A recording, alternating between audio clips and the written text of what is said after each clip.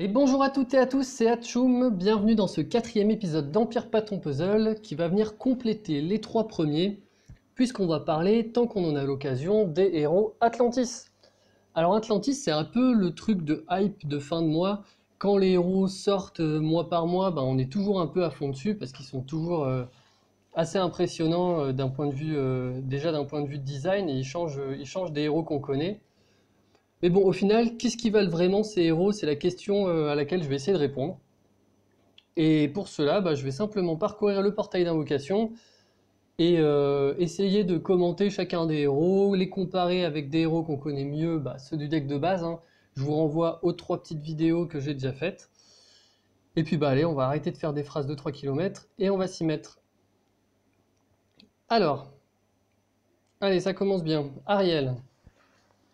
Ariel, soigneuse 5 étoiles bleues, avec des stats absolument incroyables. C'est un soigneur moyen qui retire les effets négatifs.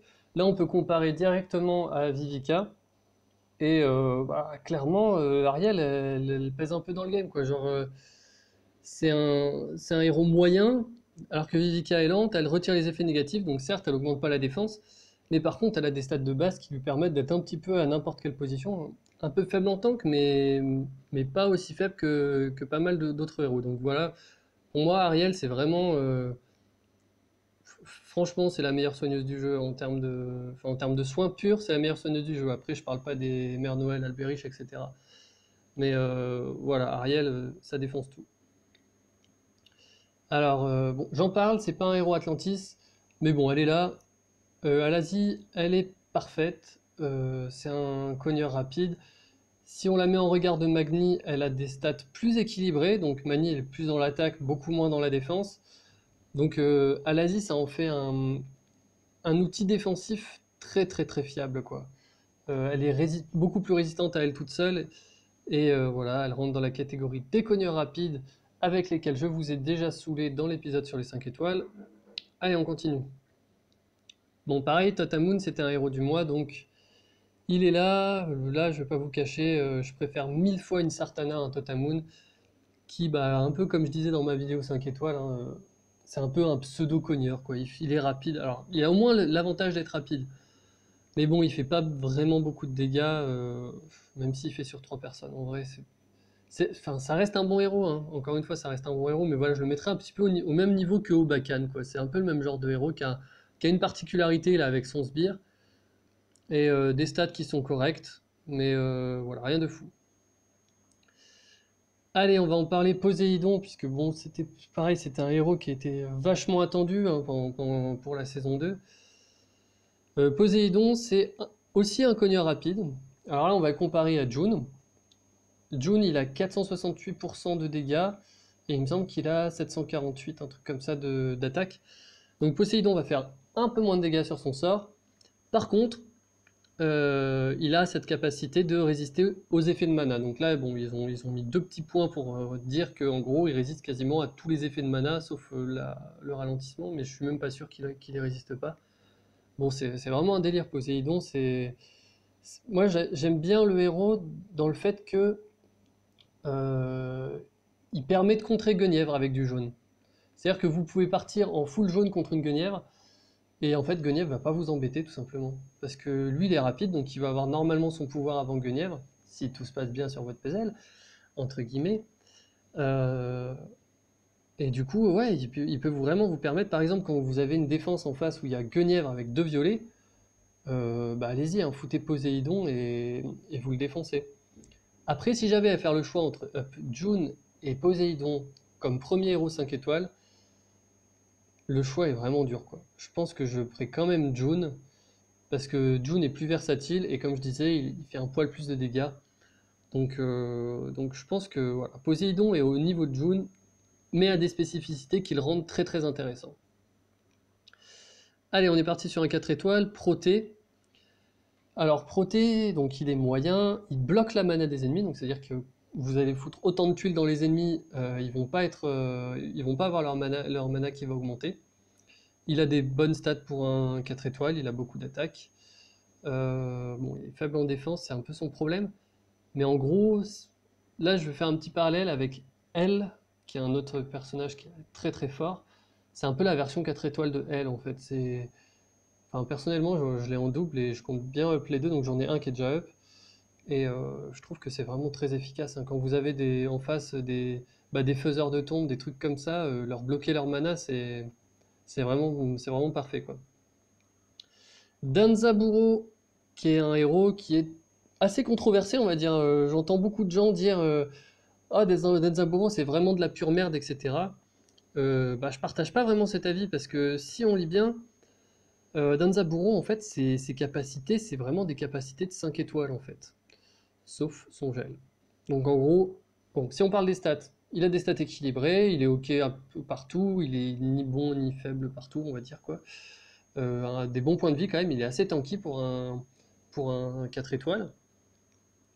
Euh, mais voilà, en gros, son premier effet, là, les épées, c'est pareil que Utao en mieux.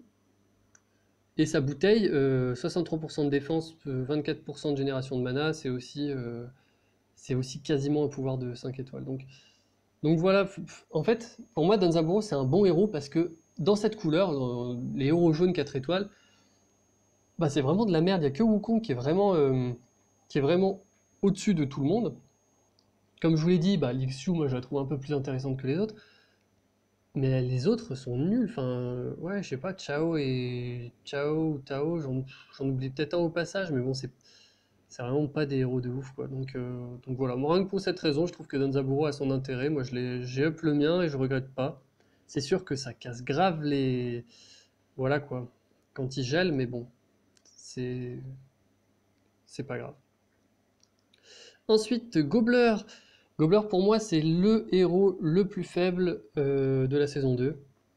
Alors, pourquoi? Parce que il a 450 en défense, quoi. Il prend une rangée, même pas dans la couleur, il meurt, quoi.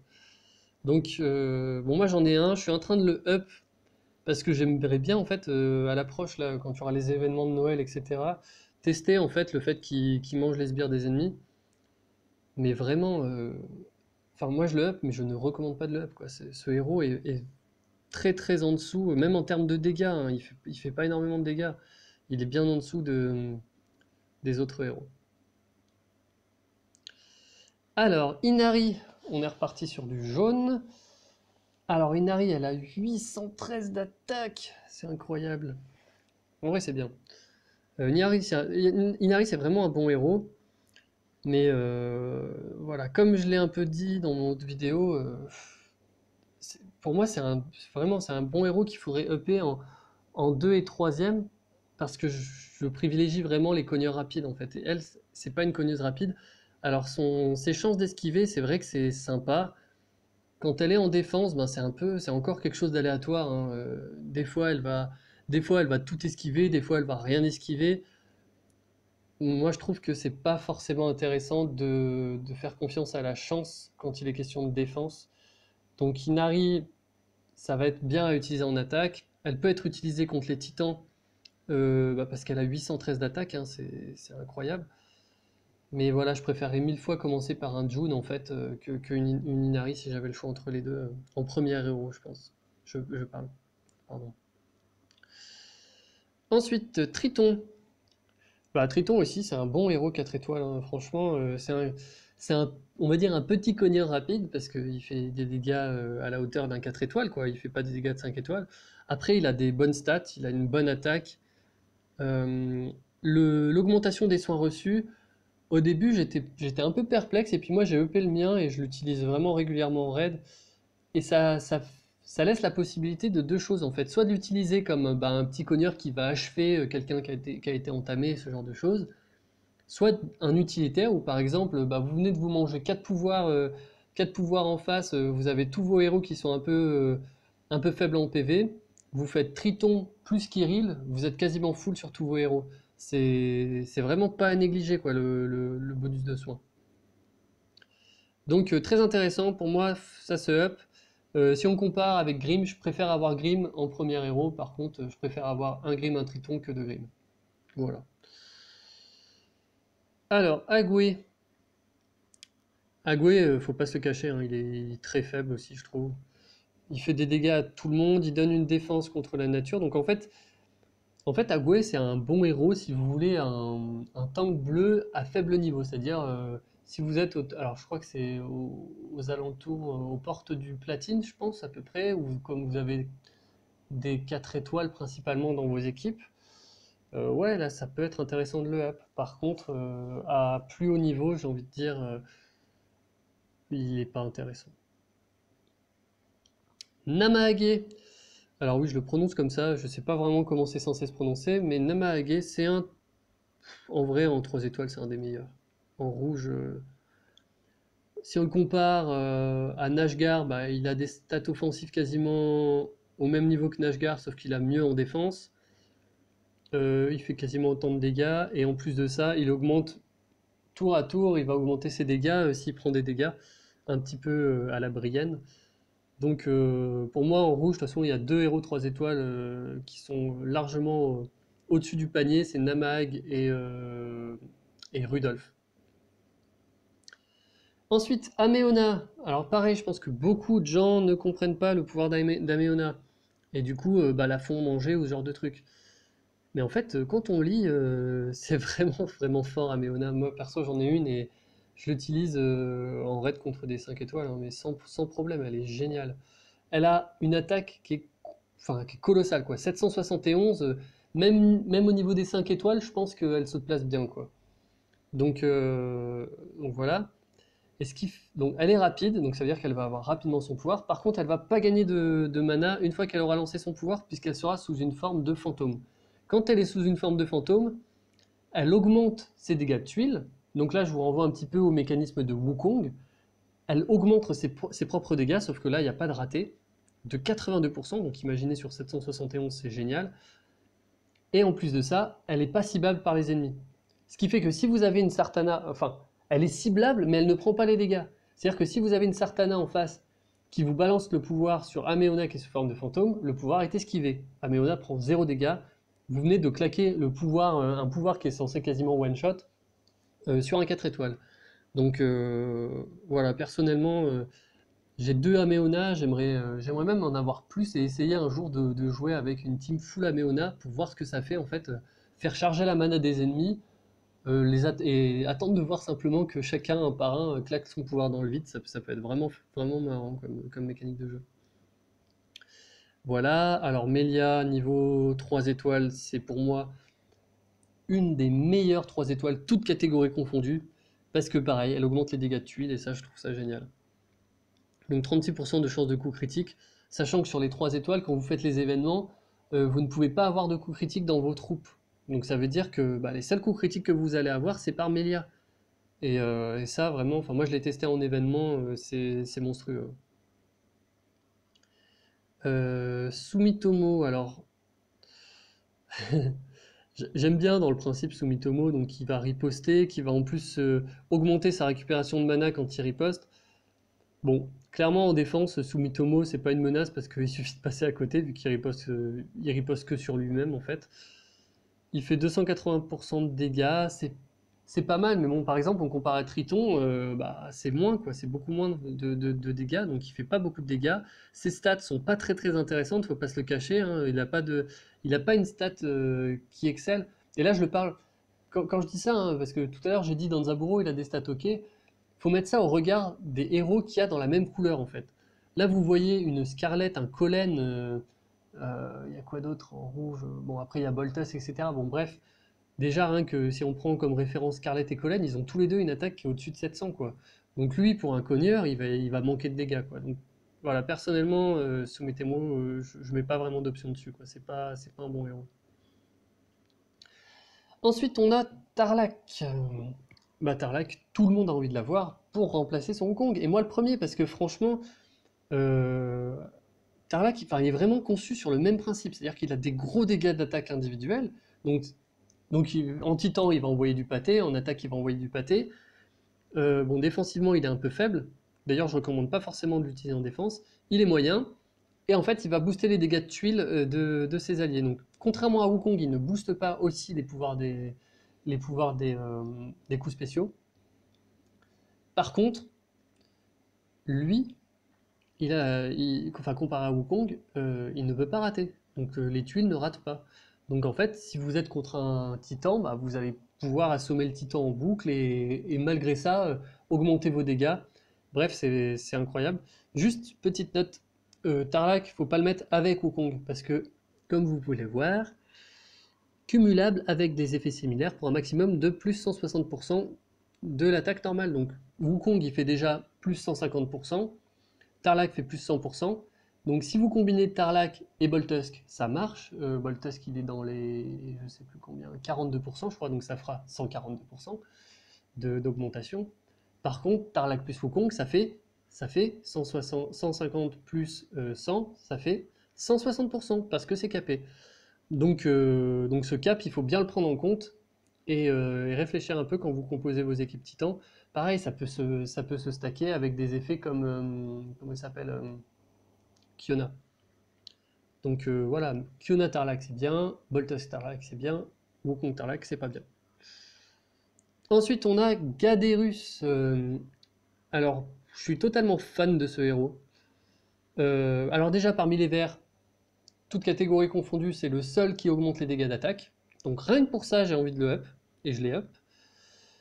Ces dégâts sont inexistants, faut pas chercher des dégâts chez Gaderus, c'est pas ce pourquoi il est conçu, et il va soigner les deux personnes qui sont autour de lui et lui-même. Donc vraiment c'est un super héros, en plus il a des stats de base qui sont assez intéressantes, ouais, seulement en défense. C'est vrai qu'il a pas beaucoup de points de vie. Moi je suis en train de mettre des emblèmes dessus, je vous en dirai des nouvelles, mais je pense que c'est ok. Voilà. Moi, en tout cas, je l'utilise en titan et depuis que je l'ai, je fais beaucoup plus de dégâts au titan bleu. Ensuite, on a Missandra en 5 étoiles. Bah, pareil, c'est une pseudo-cogneuse, on va dire, rapide. Ce qui est bien, c'est qu'elle peut. Comment dire? Elle a des chances de faire enfin, de faire des dégâts à plus qu'une cible.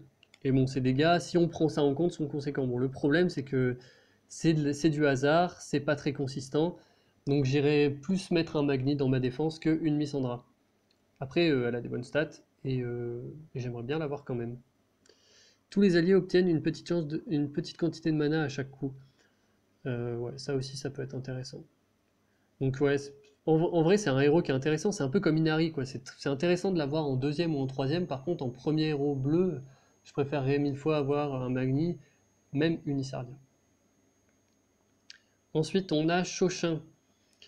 Chauchin, je l'aime pas trop. Pour moi, c'est un tank faible niveau.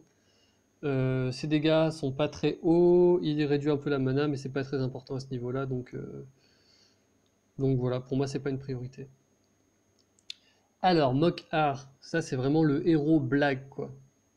Donc en gros, il fait des dégâts assez sympathiques, hein, franchement, il tape tout le monde. Mais le problème, c'est qu'il tape, donc il fait encore plus de dégâts sur les saints, mais par contre, bah, il attaque pas les sombres, hein. Donc du coup, bah, Mokar, super, hein, mais à la limite, le seul truc que je verrais, c'est de le mettre en défense dans une team full violet, et dans ce cas, ça force un peu l'adversaire à mettre des jaunes. Mais le problème, c'est qu'il va mourir en 3 rangées, en fait. Donc ouais, vraiment, je comprends pas trop l'intérêt de ce héros. Pour qu'il soit intéressant, en fait, il faudrait qu'il fasse 300% de dégâts ou 320% de dégâts, quoi. Mais au niveau où il est, je le trouve vraiment pas terrible. Alors, Mnesseus, qui retire les bonus de tous les ennemis, c'est un très bon héros, il a des bonnes stats de base. Cogneur rapide, on passe, et c'est vraiment très bon, donc faut le up. Ensuite, Mitsuko. Alors Mitsuko, c'est un peu la guenièvre du pauvre, quoi. Elle, euh, Elle a des bonnes stats défensives, elle va réduire la mana de 3 cibles. Donc c'est pour ça en fait que c'est la Guenièvre du pauvre, parce que Guenièvre, elle le fait sur tout le monde et c'est ça qui la rend incroyablement forte.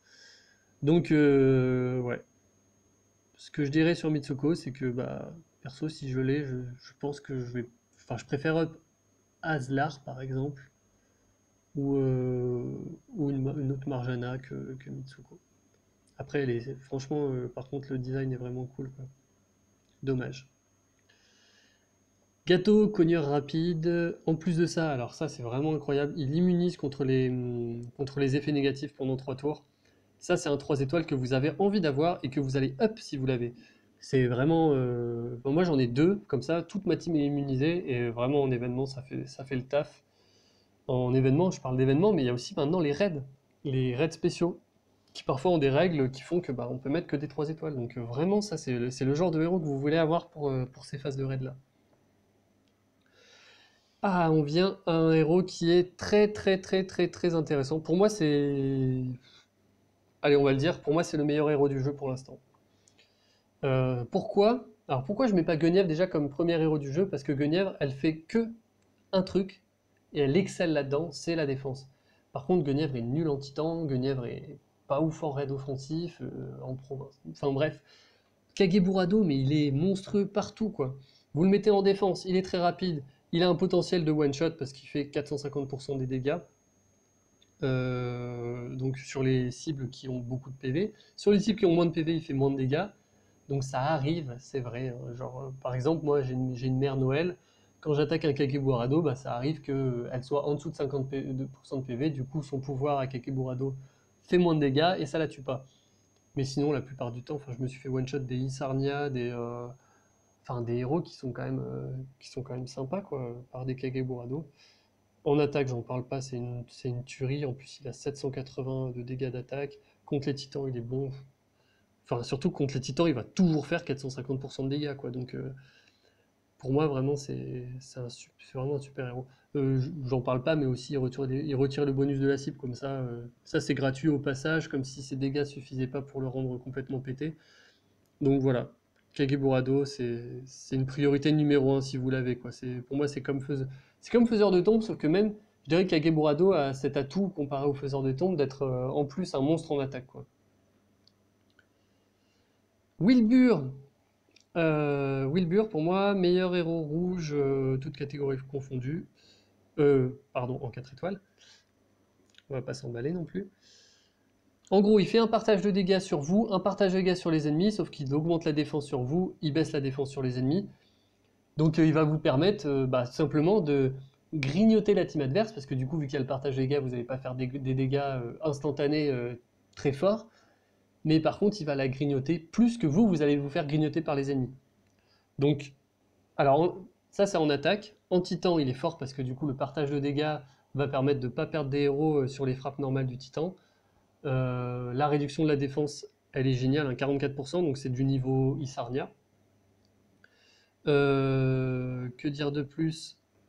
Oui, par contre, je suis pas forcément convaincu de Wilbur en défense. Pour les gens qui sont à un niveau intermédiaire où il y a des 4 étoiles en défense, tout simplement parce qu'avec des héros de base, en fait, bah, comme par exemple Sonia, Kaedmon, euh, et aussi Rigard. Par exemple, vous avez Sonia Rigard dans votre équipe.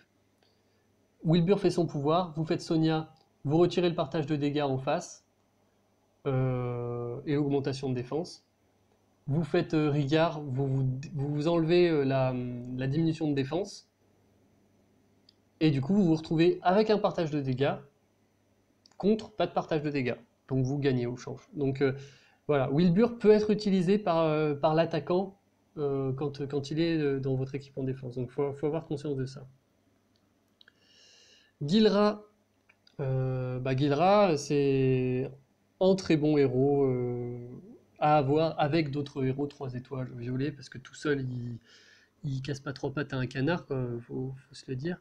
Mais voilà, retire les effets négatifs des alliés, je crois que c'est un des seuls 3 étoiles qui fait ça. Donc ça, c'est génial, hein, surtout qu'il y a beaucoup de boss hein, qui font des réductions de dégâts ou ce genre de trucs. Et lui, il réduit la défense et les dégâts d'attaque. C'est très très important d'avoir ça. Bah, dans les événements, ça vous fait gagner un temps monstre en fait. Vous avez l'impression de perdre des stats parce que vous avez un héros qui ne cogne pas, mais vos dégâts de tuiles et les dégâts de vos sorts font tellement plus mal que c'est tout comme si, enfin, c'est tout comme si vous aviez un héros qui faisait plus de dégâts. Et voilà, bah, du coup, on a fait le tour des héros Atlantis. Donc voilà, quelques héros à retenir. Kageburado, priorité numéro 1. Ariel, qui est en full bug, là, qui est toute noire. Ariel aussi, priorité numéro 1, elle est monstrueuse. Et du coup, bah, Tarlac. Tarlac parce qu'il y en a marre des ratés de Wukong et que c'est vraiment la meilleure alternative pour l'instant qu'il existe à Wukong. Donc voilà. Bon bah moi j'ai fait des invocations aujourd'hui, j'ai pas eu ces héros-là, je suis un peu deg mais bon c'est ok quoi. Et sur cette note très positive, je vais vous laisser et je vous retrouverai très probablement bah, pour une nouvelle vidéo qui portera normalement, allez on va le dire sur les emblèmes, ça fait longtemps que je l'annonce. J'aimerais bien faire une vidéo sur les emblèmes pour vous expliquer un petit peu bah, quelle priorité avoir pour les emblèmes. Moi j'ai fait des choix comme vous pouvez le voir et j'aimerais bien expliquer un petit peu ces choix et puis bah, confronter avec peut-être les choix que vous avez fait vous et la vision que vous avez. Voilà, sur ce, bonne soirée et à la prochaine.